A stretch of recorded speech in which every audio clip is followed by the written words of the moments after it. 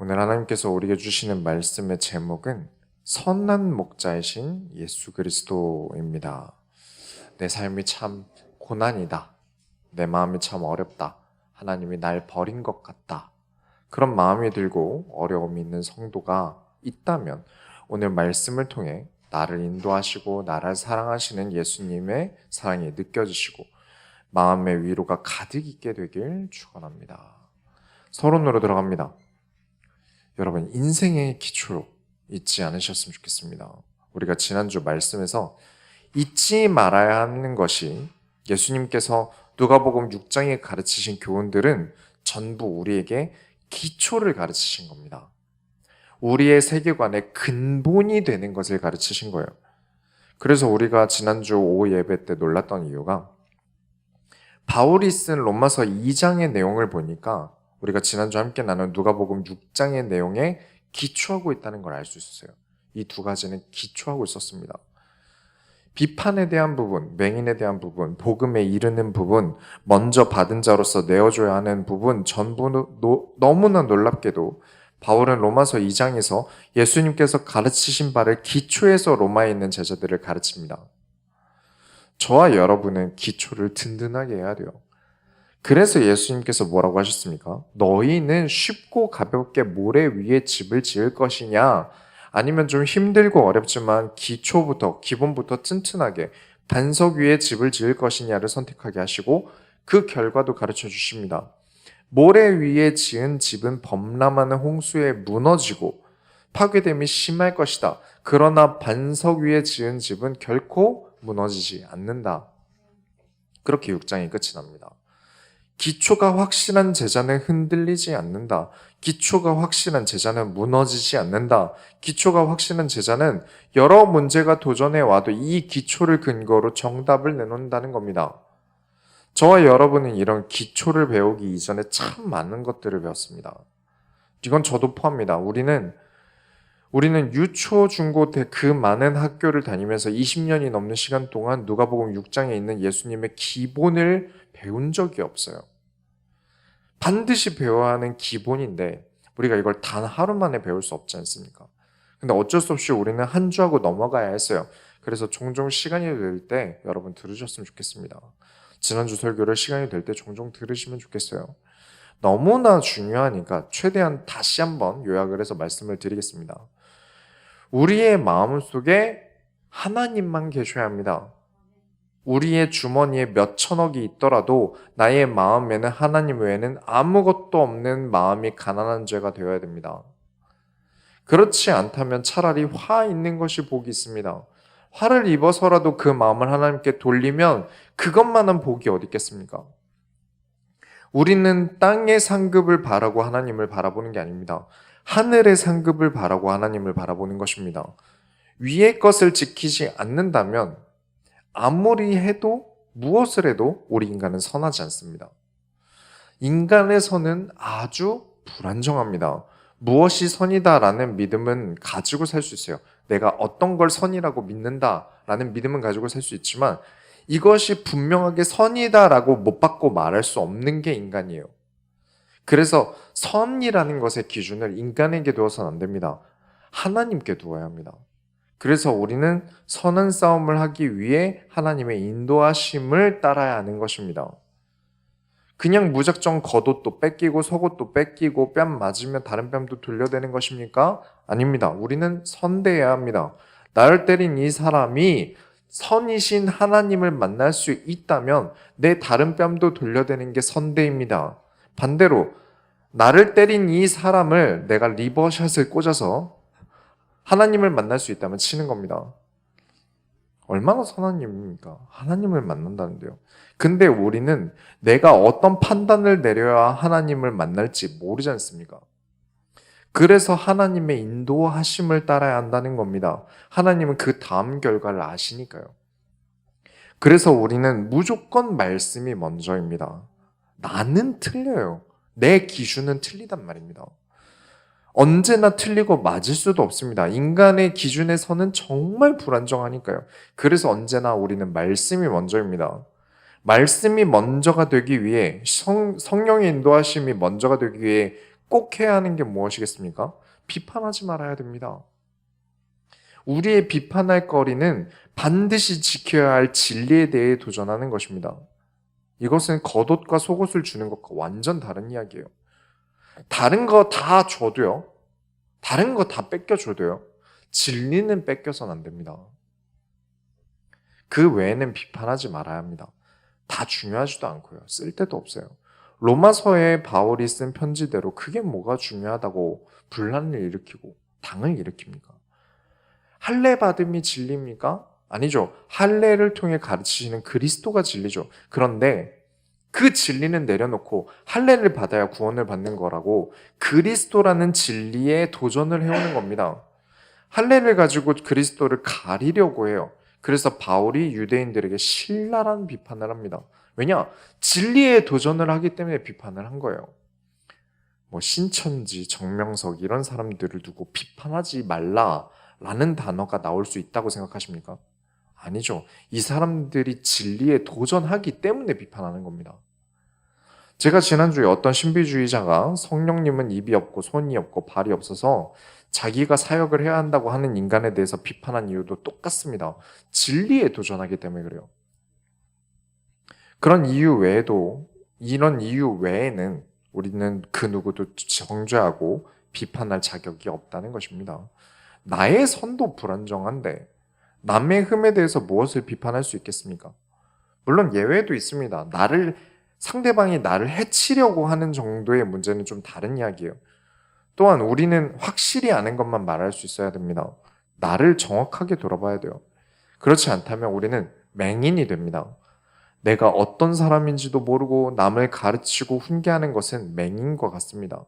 어느 정도 맹인이냐면 나의 눈에 거대한 들보가 껴있는지도 모르면서 남의 눈에 나뭇가지는 왜 안 빼냐고 버럭버럭 비판하는 맹인이 됩니다. 그리고 우리는 가짜와 진짜도 구분 못하는 맹인이 되었으면 안 됩니다. 정품과 가품을 구분하실 수 있어야 돼요. 세상에는 가짜 선지자, 진짜 선지자 나눠져 있습니다. 세상에는 가짜 선지자, 가짜 목회자 정말 많아요. 사기꾼인데 누가 봐도 가짜인데 속는 사람이 정말 많습니다. 그래서 속지 않기 위해 우리는 예수님께서 가르치신 이 모든 기본을 삶으로 가져와야 됩니다. 이것은 실전이에요. 자, 여기까지가 요약인데 이 요약만 해도 길죠. 그러나 이 요약된 것만 아시면 안 됩니다. 이런 요약된 내용으로 예수님께서 가르치신 전체를 제대로 보라고 가르쳐 드리는 것이지 이 요약만 보면 된다라고 여러분들께 가르쳐 드리는 게 아닙니다. 오늘 누가복음 7장에서는 예수님께서 사람들을 치유하시면서 선하신 목자로서 우리에게 나타나셨음을 확인하시고 우리가 예수님의 양으로서 잘못된 목자와 진짜 목자를 구분하는 눈이 여러분에게 있게 되시길 축원합니다. 본론으로 들어갑니다. 진짜 목자와 진짜 양. 이 누가복음 7장을 이제 보시면 누가복음 7장 2절에 2절부터 3절 보시면 어떤 백부장의 사랑하는 종이 병들어 죽게 되었더니 예수의 소문을 듣고 유대인의 장로 몇 사람을 예수께 보내어 오셔서 그 종을 구해 주시기를 청한지라. 이 백부장이라고 하면 일단 신분상 로마인입니다. 유대인이 아니에요. 로마인입니다. 그리고 군인 직급도 백부장이면 아주 높은 사람이에요. 유대인에게 로마인이라고 한다면 우리 과거 일제시대 때 조선인과 일본인 정도예요. 아주 완전 원수 같은 사이여야 되는 거죠. 놀랍게도 유대인들이 로마인 백부장 때문에 예수님을 찾아와요. 그것도 그냥 어떤 유대인이 아니고 유대인 장로입니다. 그러니까 지금 이 백부장이 엄청 권력가고 유대인 장로들을 억지로 부려서 예수님을 데리고 오라고 한 것 같은데 다음 절을 보시면 7장 4절부터 5절에 이에 그들이 예수께 나와 간절히 구하여 이르되 이 일을 하시는 것이 이 사람에게는 합당하니이다. 그가 우리 민족을 사랑하고 또한 우리를 위하여 회당을 지었나이다 하니. 유대인 장로들이 그 백부장은 유대인을 사랑하는 사람이고 하나님의 말씀을 읽고 배우는 회당을 지은 사람이라는 거예요. 그렇게 유대인 장로들이 백부장 편을 듭니다. 이것만으로도 되게 놀라운 일이에요, 사실은. 7장 6절에 예수께서 함께 가실새 이에 그 집이 멀지 아니하여 백부장이 벗들을 보내어 이르되 주여 수고하지 마시옵소서 내 집에 들어오심을 나는 감당하지 못하겠나이다. 자, 아까 서론에도 다뤘고 지난주 말씀에도 나눴지만 가짜를 여러분이 구분을 하셔야 됩니다. 자, 예수님이 만약에 가짜 그리스도였다면 어떻게 하셨을까요? 가설을 세워봅시다. 지금 기회예요. 유대인에게 회당을 지어주고 유대인 장로들까지 따르는 돈도 많고 배경도 확실한 로마인 백부장을 만날 기회가 생긴 거예요. 나에게 무슨 일이 생길 때마다 내 앞길을 막는 무언가 있을 때마다 나를 보호해줄 배경이 생길 기회란 말이에요. 가서 백부장 앞에서 최대한 큰 액션으로 사람을 구하는 척 해야죠. 그냥 나하라 정도가 아니라 거의 구슬하듯 막 며칠을 고생하는 모습을 보여가면서 목소리 톤도 더러운 사탄아 물러가라 이러면서 해야 된단 말이에요. 그런데 지금 백부장이 자기 집에 오지 말라고 하네. 그 말을 들으면 가짜 입장에서 기분이 어떻겠습니까? 백부장이 무슨 생각으로 집에 오지 말라고 하는지는 알 바 아니에요. 지금 기회를 잡아야 하는데 갑자기 가는 중에 오지 말라고 한단 말이에요. 이거 기분이 팍 상할 거예요. 김세계죠. 그래서 가짜를 여러분이 구분하셔야 됩니다. 백부장 이야기를 더 들어보죠. 6절부터 8절에 주여 수고하지 마시옵소서 내 집에 들어오심을 나는 감당하지 못하겠나이다. 그러므로 내가 주께 나아가기도 감당하지 못할 줄을 알았나이다. 말씀만 하사 내 하인을 낫게 하소서. 나도 남의 수하에 든 사람이요 내 아래에도 병사가 있으니 이더러 가라 하면 가고 저더러 오라 하면 오고 내 종더러 이것을 하라 하면 하나이다. 제가 사실 예전에 이 백부장 사건을 가지고 소논문을 쓴 적이 있어요. 좀 깊게 파고든 적이 있는데 저는 정반합하는 걸 되게 좋아하거든요. 그래서 억지로 의심을 해봤어요. 백부장이 정치인이라 논란 많은 예수를 자기 집에 들여놨다고 나중에 문제가 생길까 봐 집에 오지 말라고 한 건 아닐까? 그럴 수 있잖아요. 그런데 다시 한번 잘 보니까 알겠더라고요. 정치적인 그런 걸 조심할 사람이면 애초에 몰래 자기 군사를 보냈지 유대인 장로를 데리고 보내진 않았을 거예요. 군인이나 자기 사람들을 보냈다면, 군인들을 보냈다면 모양새가 예수님을 초청하는 게 아니라 예수님을 잡아오는 모양새가 됩니다. 그래서 가장 예의 있게 유대인 중에 가장 높은 사람인 장로들을 보내서 유대인인 예수님을 초청한 거예요. 근데 그 정도로 성이 안 찬 겁니다. 이번에는 유대인 장로가 아니라 자기 친한 지인들을 보냅니다. 아무래도 이방인인 내가 감히 예수님을 만날 수 없다라고 판단을 한 거예요, 이건. 아무래도 예수님은 유대인 장로급보다 높은 분이고 로마인인 이방인인 내가 만나기에는 한없이 나는 부족한 사람이다라고 여긴 거예요. 지금 로마인 권력자 정치인이자 군인인 백부장이 예수님 앞에 자신은 수와 같은 사람이다, 낮은 사람이다라고 여기고 있는 겁니다. 이건 말도 안 되는 거예요. 예수님의 권능과 가르침에 대한 충분한 자료 조사가 있지 않고 그냥 소문 대충 듣고 이 정도로 예수를 믿는다는 건 정말 대단한 믿음인 겁니다. 9절에 예수께서 들으시고 그를 놀랍게 여겨 돌이키사 따르는 무리에게 이르시되 내가 너희에게 이르노니 이스라엘 중에서 이만한 믿음을 만나보지 못하였노라 하시더라. 이방인 중에도 없을 만큼 이방인인데 이만한 믿음을 가졌다. 말도 안 되게 놀라운 거죠. 예수님의 권능과 하나님께서 역사하심을 온전하게 믿는 사람, 로마인이고 정치인이고 다 내려놓고 예수님만 남기는 마음이 가난한 사람의 이 사람은 합격입니다. 이런 믿음이 어디 있겠습니까? 놀라울 만한 일이에요. 10절을 보시면 보내었던 사람들이 집에 돌아가 보매 종이 이미 나아 있더라. 마태복음 8장에도 이와 동일한 내용들이 있는데 예수님께서 백부장에게 네 믿음대로 될지어다 하시고 백부장의 종이 나았다고 되어 있습니다. 예수님은 믿음만 보시고 낫게 하시고 다시 자신의 사역을 이어나가셨어요. 여러분, 가짜들에게 속으면 안 됩니다. 나에게 이득이 되는 것, 나를 부각시키는 것을 따라다니는 사역은 사역이 아닙니다. 진짜 올바른 사역자는 돈을 요구하지 않습니다. 믿음을 요구합니다. 진짜 사역자는 이 사람이 돈을 많이 벌길 바라지 않습니다. 믿음이 자라길 바랍니다. 진짜 하나님을 사랑하고 하나님의 말씀에 순종하는 성도들이 하나님 앞에 믿음이 올바르고 믿음이 깊은 사람을 만나면 어떻게 합니까? 그 믿음에 하나님께 영광을 돌립니다.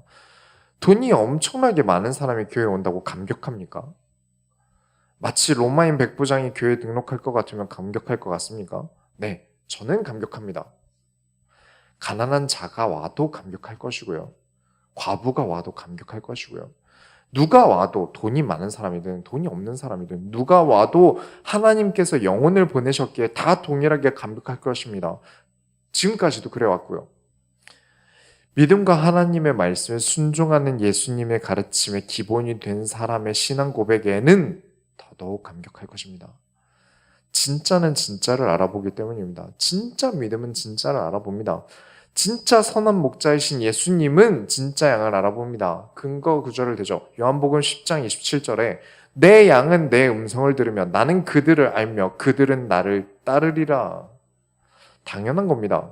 예수님의 양들은 압니다. 예수님을 알죠. 양들은 예수님을 압니다. 예수님도 양들을 아십니다. 그렇게 믿음이 통하는 성도가 귀한 것입니다. 믿음으로 순종하는 성도는 너무나 귀한 것입니다. 두 번째로 실족하지 않게 하시려고 7장 11절부터 보시면 나인이라는 성에 들어갔는데 과부가 있고 그의 독자인 아들이 죽었어요. 과부라는 건 뭡니까? 남편이 없다는 거예요. 그런데 아들이 독자라는 건 무엇입니까? 하나 있다는 거예요. 근데 죽었대요. 이제는 아들마저 없네요. 세상에 혼자 남았다는 거죠. 그 얘기는 뭡니까? 돈이 전혀 안 될 사람이라는 거예요. 아무 쓸모없는 사람이라는 거예요. 배경 없지, 여자지, 과부인데 그나마 남자 자식 하나 있던 것마저 죽었지. 정말 나에겐 아무 이득 안 될 사람이에요. 그런데 예수님이 찾아가십니다. 13절에 주께서 과부를 보시고 불쌍히 여기사 울지 말라 하시고 그렇게 죽었던 아들을 다시 일으켜 세워 어머니에게 돌려보내십니다. 정말 스윗하시죠.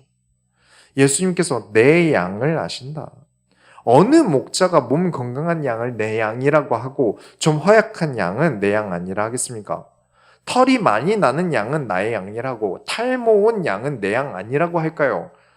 그 사람은 목자가 아니라 도적입니다. 훔친 거예요.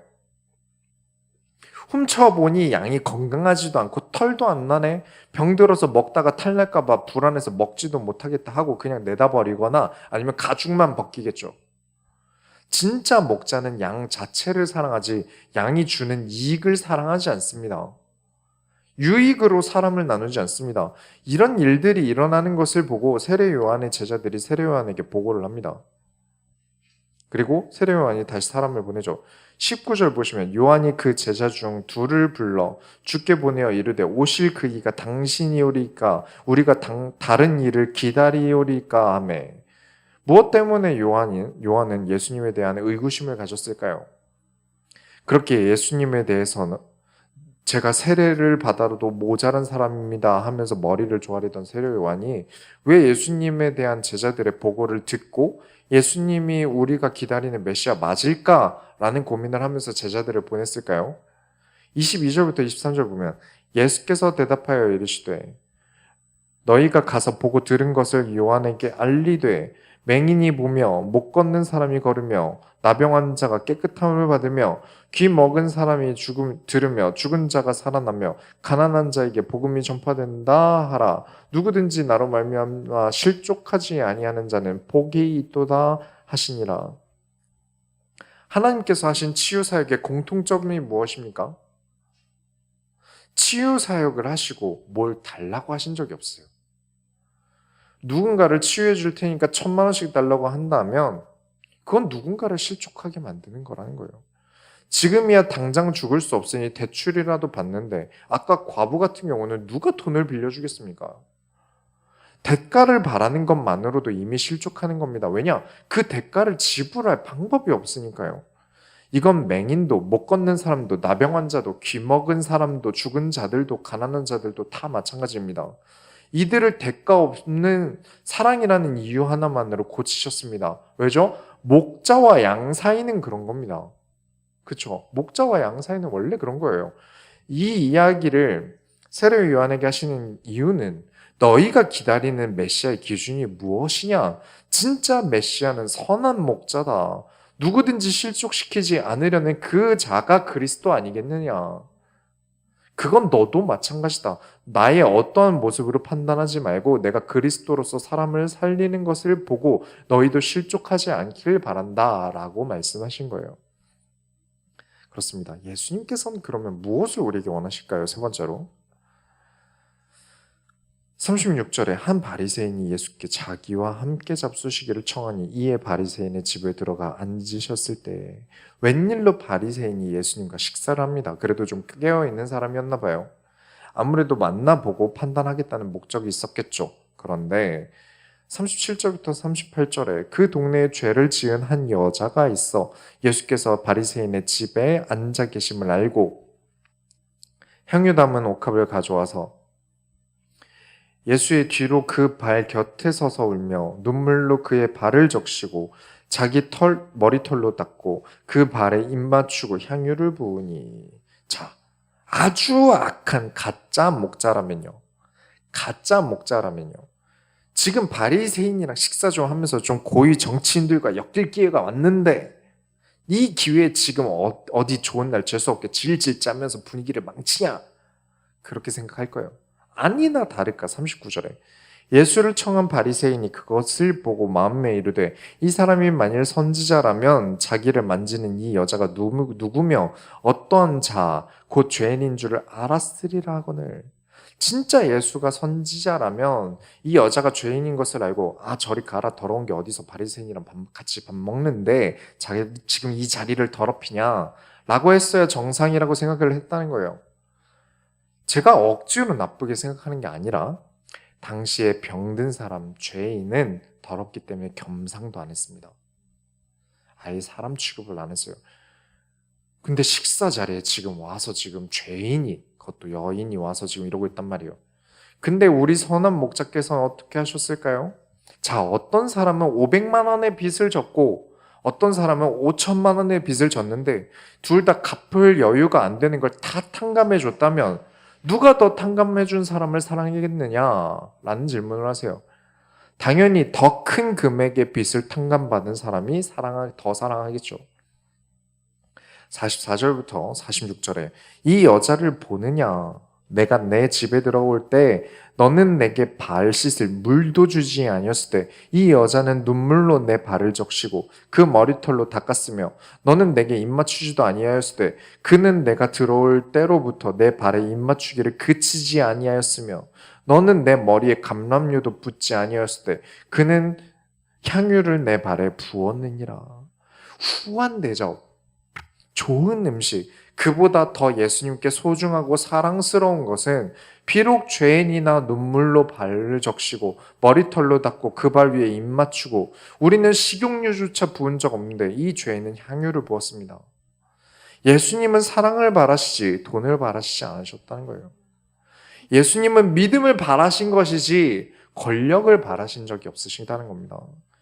자기가 재림예수라고 하는 것들은 제가 님자도 못 붙이겠습니다. 자기가 재림예수라고 하는 것들은 솔직히 너무 많이 챙겨요. 그렇죠?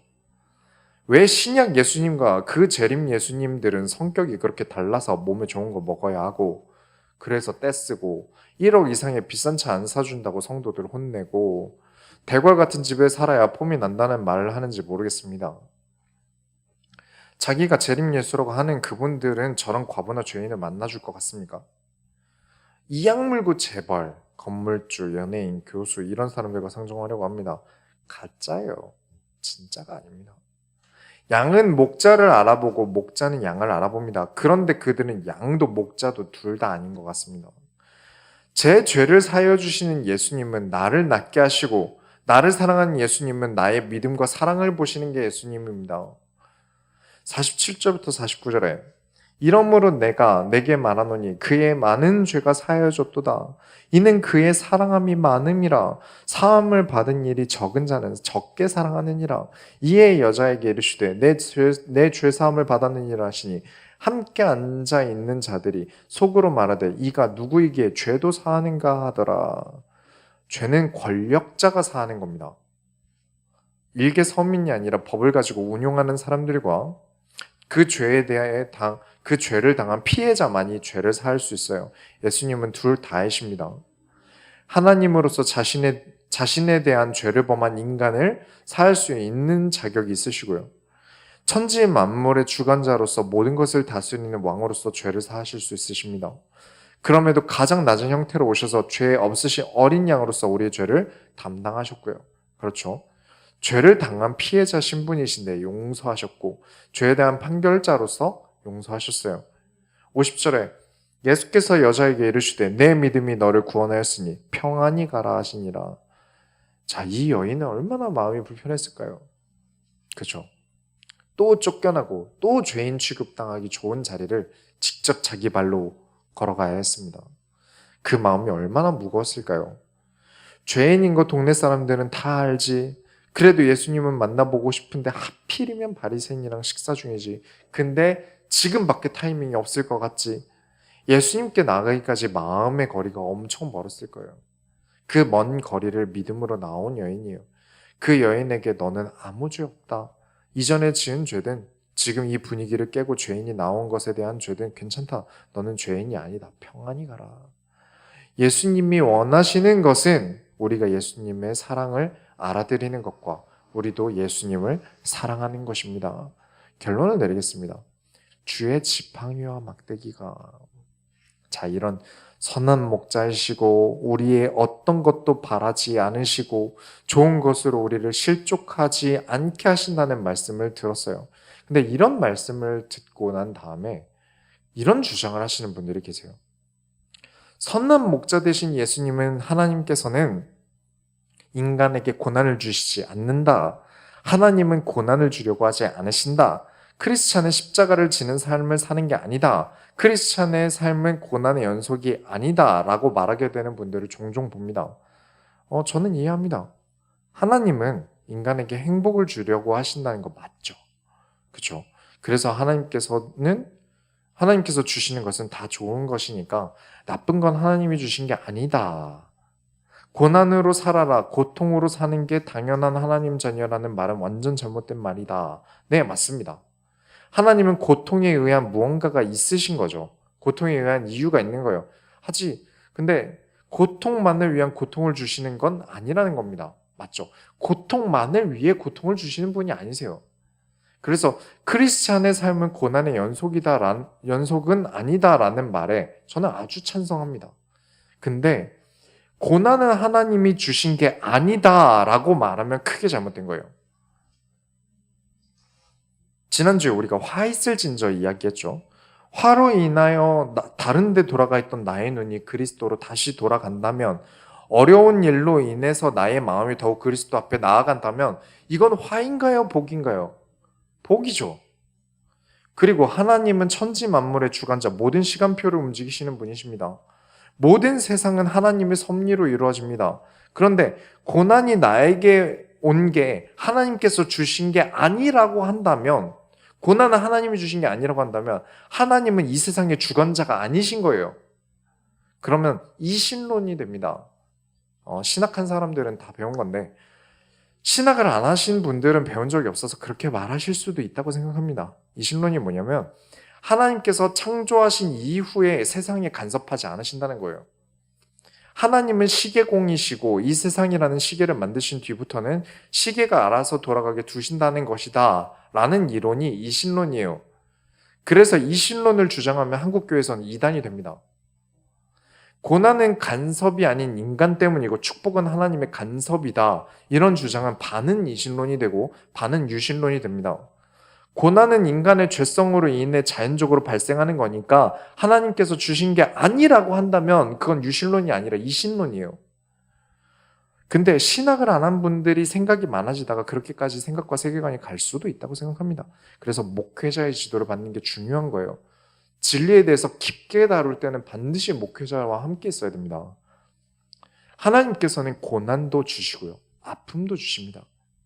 고난이 목적이 아니고 아픔이 목적이 아니에요. 그러나 주십니다. 아까 그 죄 지은 여인 보세요. 죄가 컸기 때문에 하나님을 사랑하는 그 마음이 더 커진 겁니다. 얼마나 큰 복입니까? 이 사람보다 더 많이 가진 사람보다 더 잘난 사람보다 하나님을 더 사랑하게 되었습니다. 예수님을 더 사랑하게 되었어요. 얼마나 큰 복입니까? 고난 주시고 아픔도 주시고, 고난이 목적이 아니고 아픔이 목적이 아니에요. 그러나 주십니다. 욥에게도 그러셨고 수많은 선지자들이 겪은 일들도 마찬가지입니다. 요나에게 가기 싫은 원수 그 자체인 니느웨 자체 완전 최악질인 니느웨에 가서 말씀을 전하라고 하신 건 고난 아니겠습니까? 요나 입장에서 굉장히 고난이에요. 아이, 내가 어떻게 니느웨를 갑니까? 그 악질인 놈들한테 저는 절대 안 갑니다. 그 자체로도 고난이에요. 그래서 하나님께서 가라고 하셔서 하나님 말씀 피해서 도망을 가다가 풍랑을 만나요. 그래서 물고기 뱃속으로 들어가는 고난까지 겪습니다. 맞습니다. 이거 고난 아니면 뭡니까? 고난이죠. 그런데 바른 길로 돌리시려면 고난도 필요하다는 겁니다. 그 뒤에 요나가 니느웨에서 어떤 일이 있었는지 우리 교회 설교에서 요나서 마지막 장 보시면 굉장히 감동적이에요. 설교가 감동적인 게 아니라 요나의 무덤이 어딘지 아십니까? 니느웨에 있어요. 요나가 하나님 말씀에 불순종함으로 고난을 겪은 덕에 더 감동적이에요. 요나는 니느웨 왕의 친구가 되어서 그곳에서 생을 마감합니다. 그 스토리가 감동적이에요. 정말 멋져요. 자, 그리고 성경 구절 하나 더 찾아보죠. 아마 거의 다 외우실 만큼 유명한 구절인데 같이 찾아보고 같이 읽도록 하겠습니다. 시편 23편 한번 볼게요. 시편 23편 1절부터 6절을 다 같이 읽겠습니다.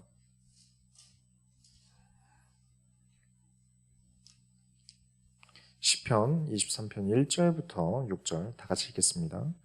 여호와는 나의 목자시니 내게 부족함이 없으리로다. 그가 나를 푸른 풀밭에 누이시며 쉴 만한 물가로 인도하시는도다. 내 영혼을 소생시키시고 자기 이름을 위하여 의의 길로 인도하시는도다. 내가 사망의 음침한 골짜기로 다닐지라도 해를 두려워하지 않을 것은 주께서 나와 함께 하심이라. 주의 지팡이와 막대기가 나를 안위하시나이다. 주께서 내 원수의 목전에서 내게 상을 차려주시고 기름을 내 머리에 부으셨으니 내 잔이 넘치나이다. 내 평생의 선하심과 인자하심이 반드시 나를 따르리니 내가 여호와의 집에 영원히 살리로다. 아멘. 하나님은 나의 목자가 되셔서 부족함이 없게 하시려고 풀밭과 물가로 인도하세요. 근데 이곳으로 인도하는 데 있어서는 두 가지가 필요합니다. 지팡이와 막대기죠. 지팡이라는 것은요, 지나가는 데 있어서 물이 깊으면 못 지나가잖아요. 물의 깊이나 위험 요소를 확인하기 위해 사용했다고 합니다. 그만큼 길죠. 근데 막대기는 그다지 크지 않습니다. 허리에 차고 다녔어요. 용도가 양을 노리는 짐승을 쫓아낼 때 사용했어요. 그리고 더 중요한 게 양들이 자기 갈 길을 못 찾고 허둥지둥 될 때 가야 할 길로 이 막대기를 던졌어요. 그러면 던져주면 양들이 그 막대기 던진 방향으로 갔다고 해요. 그리고 막대기의 용도는 하나 더 있죠. 잠언 26장 3절에 보면 말에게는 채찍이요 나귀에게는 재갈이요 미련한 자의 등에는 막대기니라. 너무 위험하다고 당장 말을 들어야 하는데 여러분, 양들은 진짜 말을 안 듣는데요. 그래서 이러면 안 된다고 가르칠 때 어쩔 수 없이 매를 들어야 하는 상황에 막대기를 든다고 합니다.